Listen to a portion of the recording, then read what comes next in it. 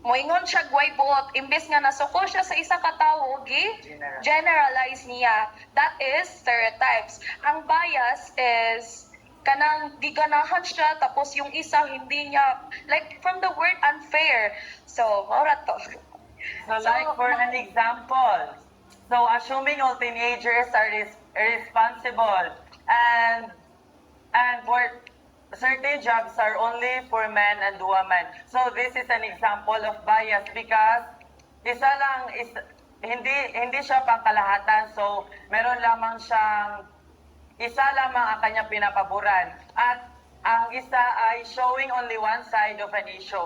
So kani siya, mura siya kana bitawng sa stereotypes bias kay, di ba, kabalo naman gid.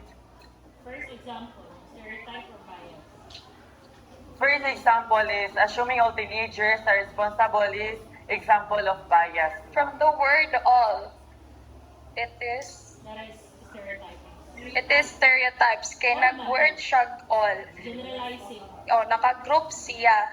Kani, portraying certain job as suitable only for men or women. This is bias. Kasi specific siya. That is stereotyping. Still An- stereotyping. Dili siya may mga bias mo. That is stereotype. Generalizing Kani. to all men, to all women. For Ah, example, teacher is a job for women. So that is stereotyping. sorry guys, namali ko. So, stereotypes, gani siya kay... So, showing only one side of an issue. Ganon. Sa bias. The word one, bias. Okay, always remember bias, one-sided. Yes, ma'am. Ang stereotyping, generalize. Mura yung difference nila. Ang bias, one-sided. Ang stereotype, generalize. Thank you, ma'am. So next is evaluating credibility of source. Show to check if a source is credible. Who is the author? So before I proceed, kanang mag-explain ko, kanang someone will post nga ang caption kay class will be suspended tomorrow. Are you going to believe it? Dayon? Dali-dali, believe. Sa mga gusto mag-absent, yes. Pero katong mga mag-fact checking, magdili gid dayon ta mo believe. For mo kuan sa ka mangutana ka nga kinsa may nag-post ani? Is the source reliable? Tanaw ninyo to siya nga account kung tinuod ba ni or poster ba? Then when was it published? Isang adlaw pa ba? Then moingon siya ugma, nya karon na. O di ba? Mura siya like makes sense siya. Then is there supporting evidence? Naka-supported ba siya nga tinuod ka ni siya like ugma ba, or for example si Laika nagingon siya suspended ugma o nya wala siya naka-supported sa kaning official account sa pikanan, so dapat naka-supported siya evidence. Can the information be verified by other trusted sources? From the pero sa kung gi-explain kanina nga mag-support ang PNHS imuhang post. Kung nag-post ba ang PNHS nga suspended ugma or 2 ka days, then nag-post na pod siya or the specific person nga nag-post balik, kung naka-kuan siya, unsa ni, more connected sila duha, then the post is reliable. Pero pag wala, nagpataka siya istorya nga ugma na ang class nga walay klase, di na siya tinuod. Mao every day in our daily lives nga mag-check yun ta. Patakaratag kuan, like for example, na mga scams, maingon sila nga tagaan kag 30,000. Ana, di ba mo click din mo sa link, dahil na scam na nagka-virus na mo cellphone. So, we will not believe it dayon kay mag-fact checking ta, then use these questions in your mind. Next is Media analysis framework analysis one advertisement or social media post. So we're gonna show you magpakita mi sa inyo og advertisement.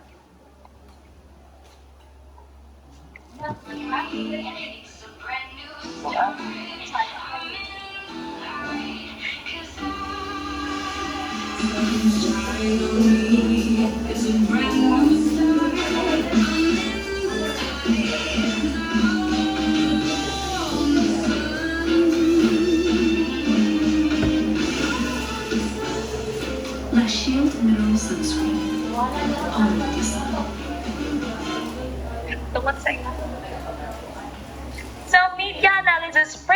analysis one advertisement or social media post. So, sa base sa demonstrate na mga advertisement, so what is the main message? Okay, what is the main message of that advertisement? Okay, Hannah. The main message is to protect your skin from the sun, to stay healthy and beautiful. Yeah. From the word, ay katong i-demonstrate na mo, unsa dito siya? Di ba? Sunscreen. Sunscreen Ito, siya? sabon? Dili mo tingog. Sunscreen siya. So ano ba? Ano mag-sunscreen ta sa init? Kay Aron? Yeah. So that is the main message. So who is the target audience? Ang mga ang mamalitay, ang mga gusto dili Hindi na magka-sunburn. specific. Kinsa gyud ang target audience tanan magyuntaw so kita diri tanan. Nagamit ba tag sunscreen tanan? So unsa gyud ang specific nga answer? Dili gyud as in tanan, di ba? So not all. So unsa gyud ang main? So who is the target man gyud sa para sa sunscreen? Sige, Justin. So the target audience of that advertisement are the fashionist teenage girls, sir. Bay, katong Okay, that is also correct. What is the purpose? Si Jovel daw, ganina ra ka ha. Sige na. Okay, Jubel. Oh, any, napa ba? Napay answer? Wala na? So let's proceed on technical codes. So what technical codes are used?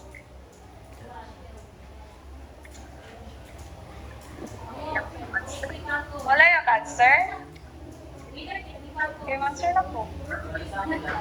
Oh, okay na. Tanan. Your answer will be accepted. Opinionated man ni. Nangutana man ni. Unsa inyong makita. Unsa inyong nasabtan sa mga advertisement. Ah? Hi. Ikaw ha. Wala. Wala, Josh. Kaya Ato te. Technical codes. Ikaw. Ano na siya? On lightning, ay light kindling, ay ihamang mo gikuan kay sunscreen dapat hayag jud kayo iyahang kuan. Okay, thank you for that wonderful question, Miss Kagais. I answer rather. So next is what symbolic are used?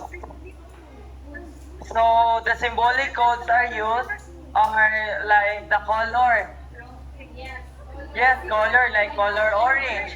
So color orange is represent as energy. Diba if you have a protection, wala ka na kinakatakutan.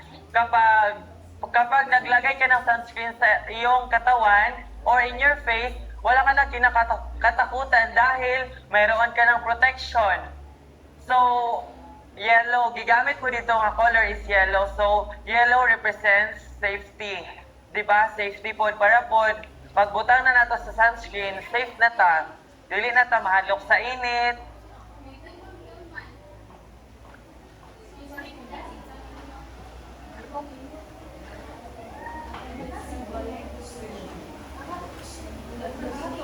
So, what written codes are used?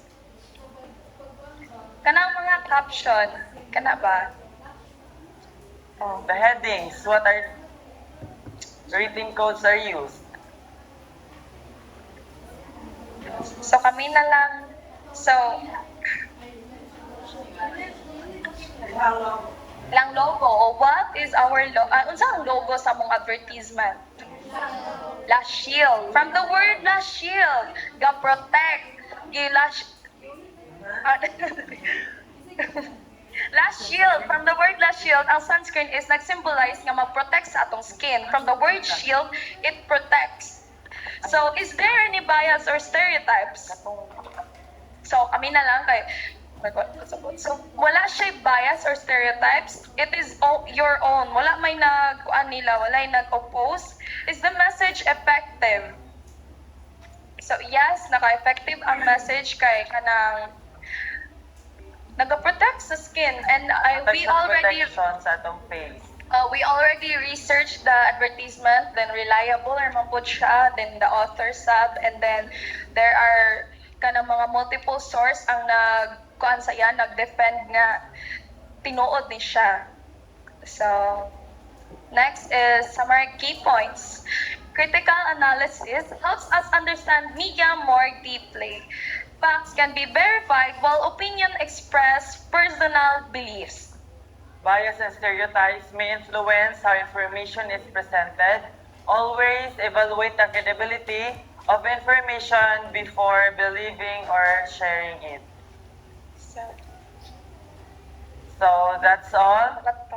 Is there any questions? Questions? Mayroon ba kayong mga katanungan regarding our topic? Carlo? Clarification. Naa? We are willing to answer. So, wala na sa pagpadayon ni sa mong activity. Are you excited? No, no doubt. So, si Kenneth will be the leading presenter for our activity today. So ready na ta mag-grouping sa 2 groups lang, counting. Rose na lang. Tunga na lang. Dalang nga room, dalang nga room. Ayaw, dahil. Sa Bayro, Vote counting. mo, pag-vote mo. Counting Vote, lagi. vote mo. Pass. Sige, counting daw daling nga part, and then gusto sila magkabang. 1, 2. Okay, start from Gwen. Pwede ba? Okay.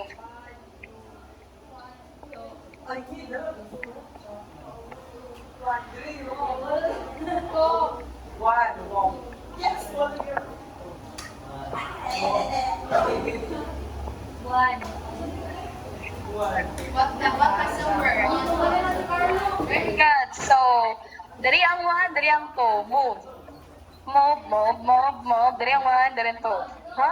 1, dari, 2, dari. 1, dari, 2, dari. Kung ganan mo mag-3, sige, dari mo 3.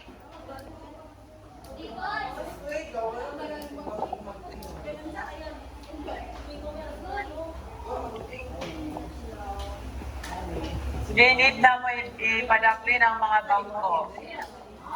Oo. Ikilid lang yan. O, ayaw na bungkaga.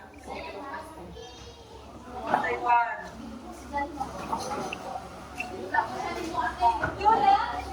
Yes. The activity will be excited kay Dula siya. Okay na, proceed sa likotan na, di ba? Ipadakli ng bangko. Bas, sinayin naman niya, hinayin naman ling, ha? Sige, pilay ko ng papel sa ano, pra. Free kay ato. Joke ko na. Nakawag na.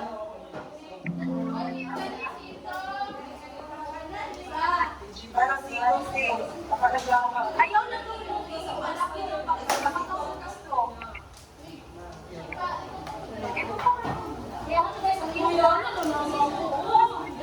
Okay, sa likotan na. Ikaw ka na. Wala yung maglingkod, siya maglingkod si Baon. Ang akong kagrupo kay mo apil. Ha? Mo apil mo. Kuan man ko, then to si Kenneth. Ang ating ko. Mo apil me.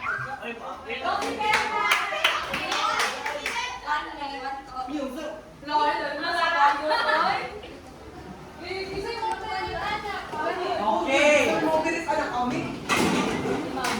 Ang gamit sa atong game, guys. Green siya.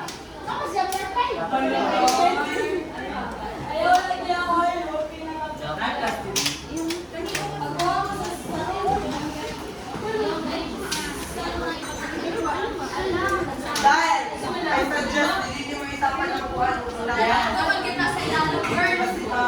Yes.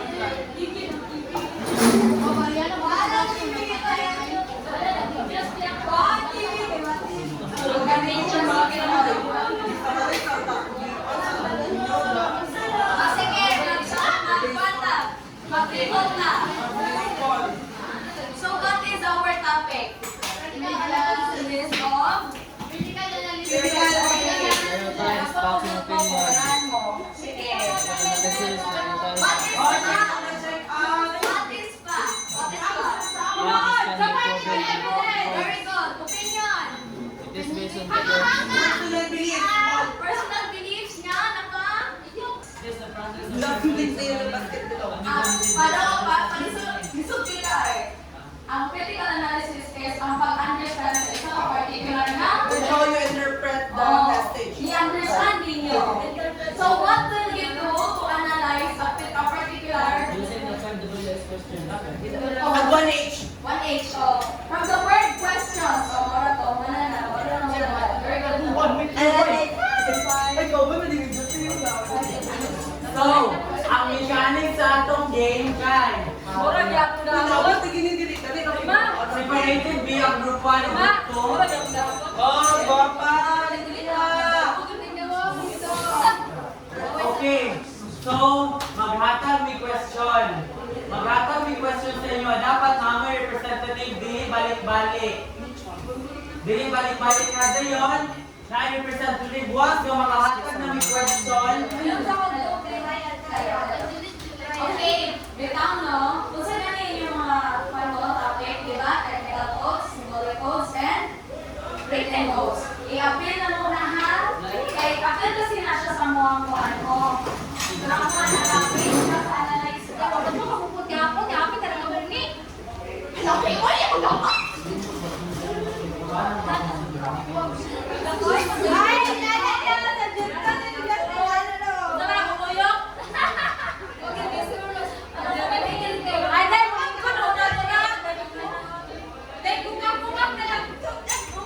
Sige, ang buwan ani, kaya kung di ba mahatag nila ang questions, deny isa ka representative, motuyong wala din. Kung kinsa yung una makaring sa bell, dili pa motuya sa answer. Kung kinsa yung una makaring the bell, siya ang answer. I-separate daw mo. So, lahat mo na sige, paminaw. Paminaw ha. Kasi ito advertisement na mo, nangita mo ang question dito. Pero dili na ako ito pamulan mo ito. Why is it effective? And ano, sabi message. Mga specific ako pamulan mo sa advertisement. Ano pinagdagot sa ngalan sa mga advertisement? Shield. Ay, kamera gagan mo, anak. Sige. Delete. Trial. Trial. Wait, trial naman. Sa'yo naman ako question. Sige, trial na. First,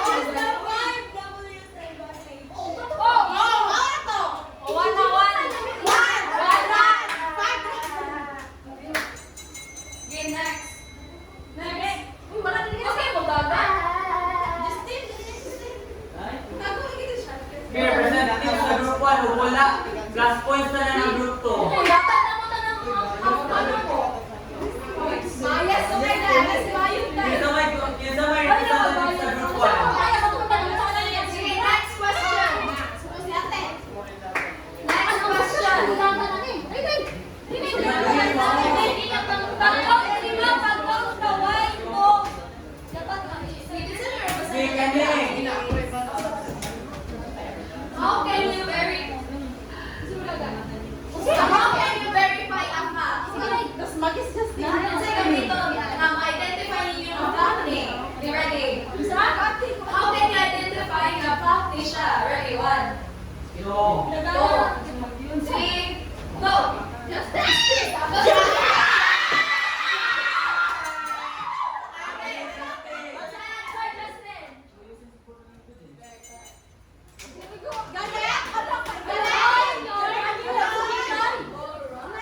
Next question last. Ako pa nga last. Okay, ako na po yung question. Representative.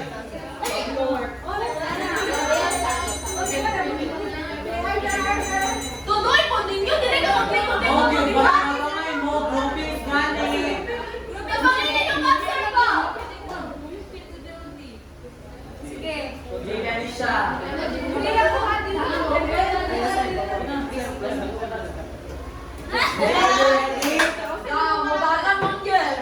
Okay, are you ready? It is the process of carefully examining a media message to understand its purpose, meaning, credibility, and possible influence on the audience. Okay, it is the process of carefully examining a media message's purpose, meaning, and credibility. In 3, 2, 1!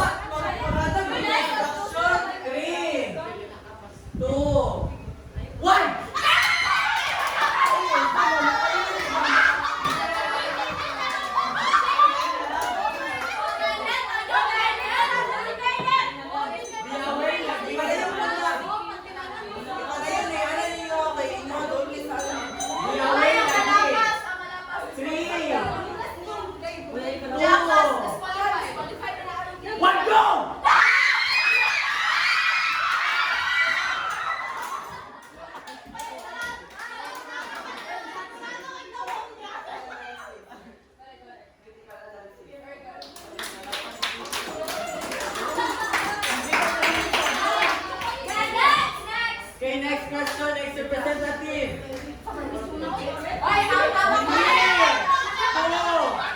One, go! Okay,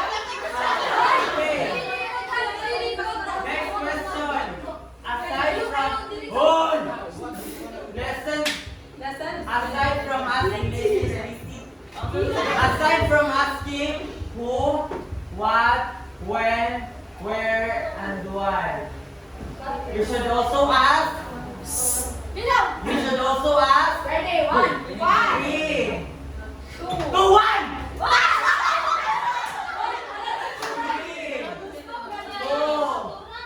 1, go.